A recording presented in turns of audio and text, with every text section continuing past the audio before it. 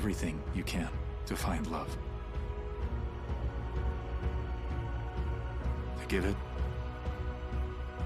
to hold on to it. Because life, it goes by so I'm leaving you alone. I'm leaving you alone. Alien, go right through hell and come back again. So, if you guys haven't seen it, I put a short out of my reaction to Superman Lois, the epilogue they did at the end. So go ahead, check it out. So pretty much my reaction you see over there is the same thing. So, but this is going to be the review of it. And then I'm going to do a review as a whole, talk about how Superman Lois is the best interpretation we got of Superman, and we'll talk more about that in another video. But this video just talk about the review as a whole.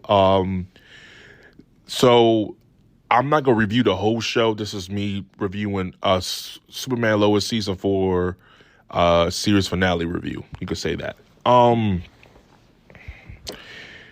So the first 30 minutes is Superman taking on Doomsday from the previous episode of episode 9. And then he getting help from Lana and John Henry Irons. And then eventually Jonathan and Jordan. And they help him defeat Doomsday. And then the way Doomsday dies is the same way he died the last time, by his own omission, himself. So it was nothing new. I thought, oh, okay, well, because I thought that was going to be it. I was like, okay, well, we might have some stuff to talk about. But the last 30 minutes, when we get to time skip and the epilogue, that's what's the most important thing, and we'll address that.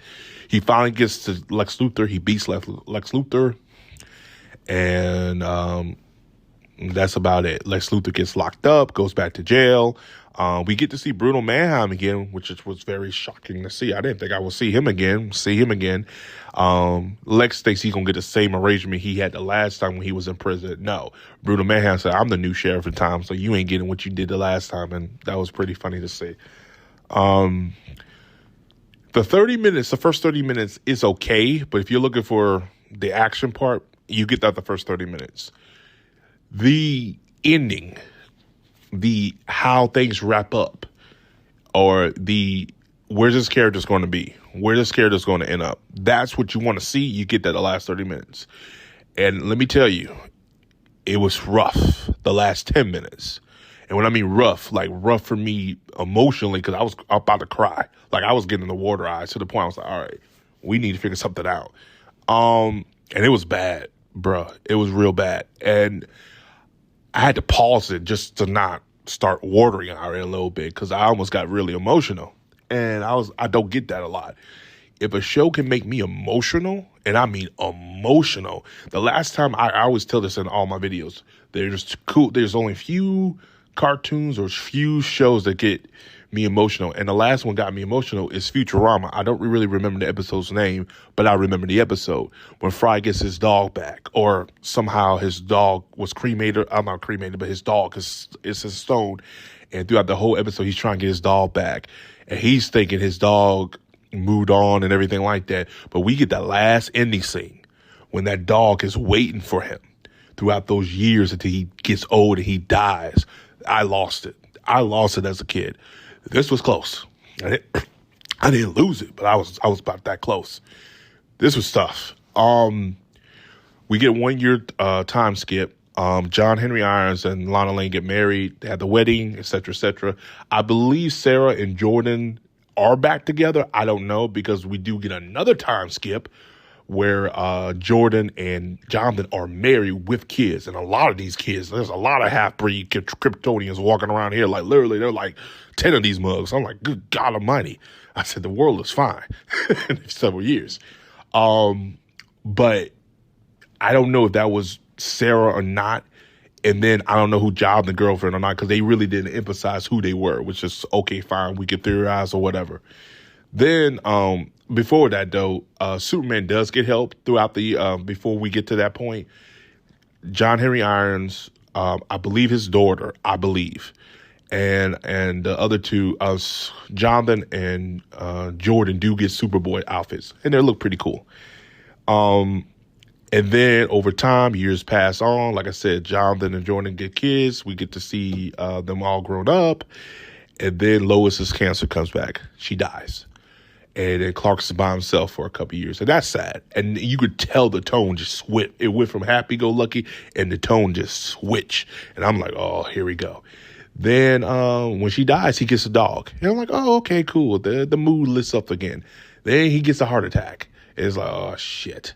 And then eventually he doesn't die right then and there when he finds out he has a heart attack. He dies a little bit later when he's at home with his boys.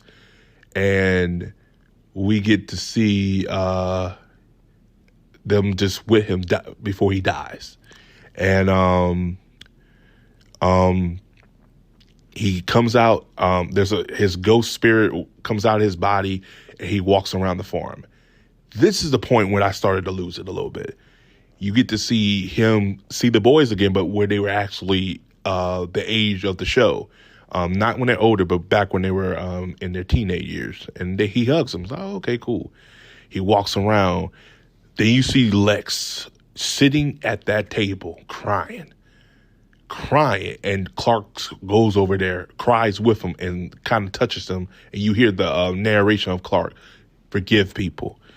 And I just sat there like, oh, God. And we keep going. He sees his dog again. I'm like, oh, okay, cool.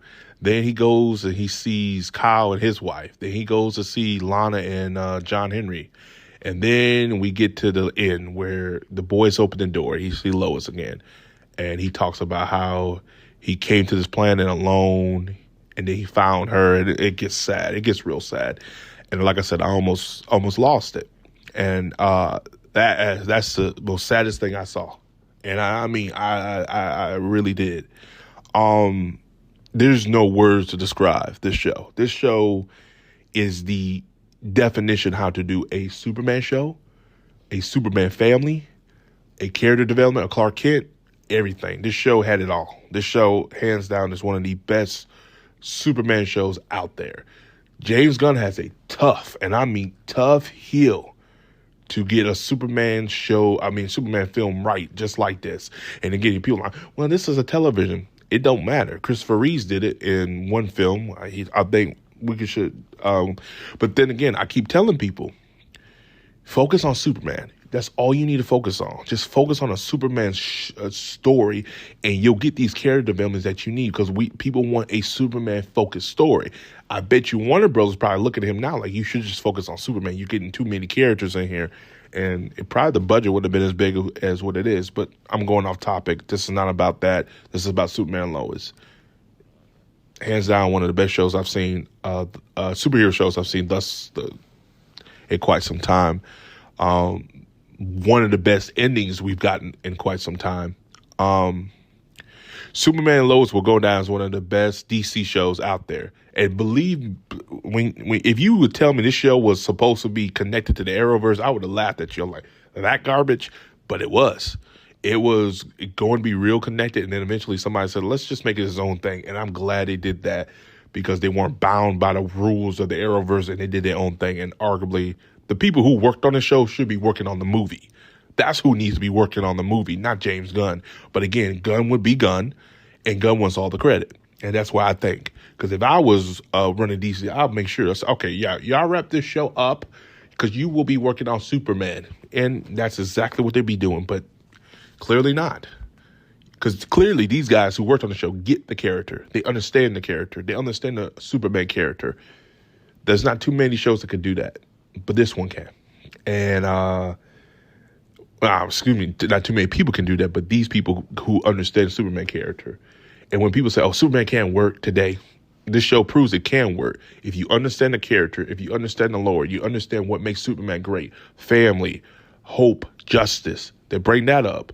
Lois brings that up. You hear these things, you're like, these people understand the character. The problem is, does James Gunn understand it? I don't think he does. But again, I could be wrong. We'll see. We'll see when the film comes out. But overall, as a series go, if you made it this far to the video, series go is a straight 9 out of 10. That ending won it over. As a series finale go, it's a 8 out of 10. There's some things I would have done a little bit differently, but it's a strong 8. And the series as a whole, to wrap it all up in a bow, is a 9. But we'll talk more about that in another video.